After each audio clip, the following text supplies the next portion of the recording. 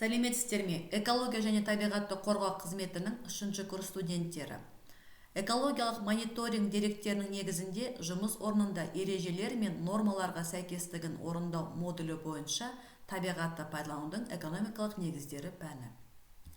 Бүгінгі сабағымыздың тақырыбы су қорларын қорғау және тиімді пайдалану, су қорларын экономикалық бағалау әдістері.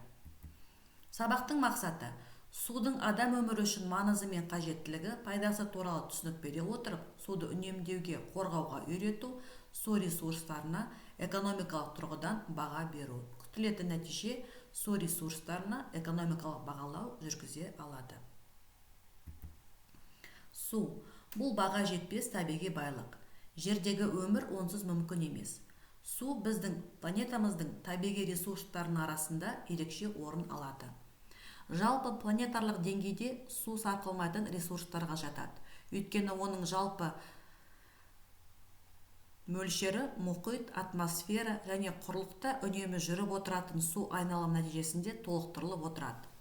Су планетамыздың 70,8% бөлігін алып жатыр. Бүкіл су қорының 97% әлемдік мұхиттың үлесіне тиеді. Тұщы сулардың көпшілігі 70%-дай қар және мұздықтар түрінде. Жер асты сулардың еншісіне тұщы су қорларының 23% тиеді. Қазақстан Республикасының жер үсті су ресурстары сумен қамтамасыз етудің орташа жылына 100,9 миллиард текше метрге бағаланады. Оның 56,5 миллиард текше метрі Қазақстан аумағында қалыптасады, ал 44,4 миллиард текше метрі көршілес аймақтардан келеді. Ол Қытай, Өзбекстан Республикасы, Қырғызстан және Ресей Федерациясынан. Құрметті студенттер, келесі видеоға назар аударыңыз.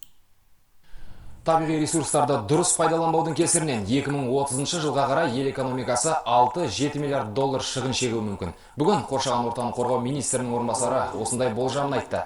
Марлен Ысқақовтың есебінше, жер ресурстарын тиімсіз пайдаланудан еліміздегі ауыл шаруашылығы жерлерінің 50% жарамсыз күйде.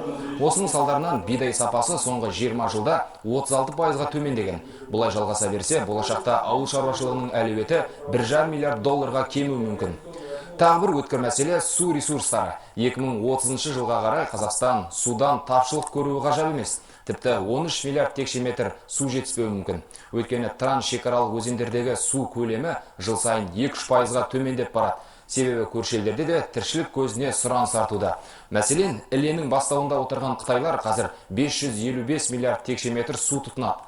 2030 жылға қарай тұтыну көлемі 800 миллиард текше метрге жетпек. Яғни бізге келетін Іле суы жылда 2%-ға азайып барады.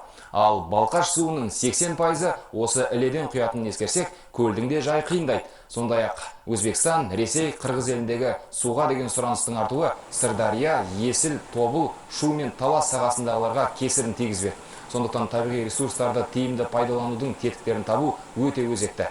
Осыған қатысты ел үкіметі қазір жасыл экономикаға көшудің стратегиясын әзірлеп жатыр. Стратегияны дайындау жұмыстары 3 кезеңнен тұрады. Бірінші кезеңде Қазақстан экономикасы жан-жақты зерттелді және жасыл экономикаға не үшін көшу керек деген сұраққа жауап берілді.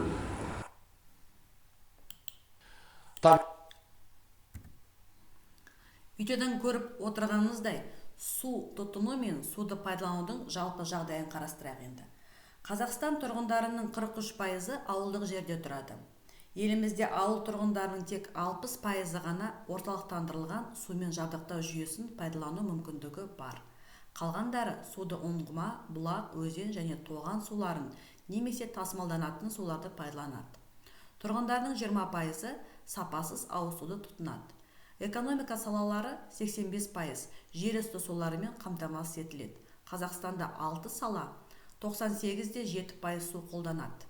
Атап өтсек, ауыл шаруашылық 65%, электр энергиясы мен газды өндіру 24%, сумен қамтамасыз ету қызметі 5,3%, металлургия 3,2%, кен өндіру саласы 1,2%. Осы салалардың бастаудан алған суларының қандай да бір бөлігі тасымалдау кезінде жоғалады. Ауыл шаруашылық су жоғалтудан алдыңғы қатарда тұр, 75,9%. Одан кейін электр энергиясы мен газды өндіру саласы 10,8%. Мемлекеттік басқару қызметі 12,5%. Қалған салалар 0,17% су жоғалтады және бұл жағдайға ықпал ете алмайды. Еліміздің су қоры ұлттық байлық болып табылады, оны қорғау мемлекеттің және жалпы халықтың міндеті. Сондықтан су қоры есепке алынып, саны, сапасы қадағаланып, су қорғау және тиімді пайдалану шаралары жоспарланып отырады. Қазіргі кезде барлық су қорының кадастрлары жасалған. Онда өзендегі судың бір жылдық орташа ағып өтетін мөлшері, көлдегі, мұздықтағы және жер астындағы судың жалпы қоры сапасы есепке алынған. Су ресурстарының экономикалық бағасы. Өзінің шаруашылық тұрмыстық қызметінде адам баласы үнемі суды қолданады. Су іс жүзінде экономиканың барлық салаларында қолданылады. Сондықтан су ресурстарын бағалау өзекті мәселе болып табылады. Су ресурстарының экономикалық бағасы екі құрамдас бөліктен тұрады. Судың бір бірлігінің құнын анықтау және су нысанын игеру мен пайдалануға жұмсалатын шығынды ақшамен есептеу. Мұндай бағалаудың нәтижесі су кадастрына енгізіледі. Су кадастры дегеніміз бұл су нысандары, су ресурстары, режимі, сапасы мен судың пайдалануы, сонымен қатар суды пайдаланушылар мен тұтынушылар туралы жүйеленген мәліметтердің жиынтығы болып табылады.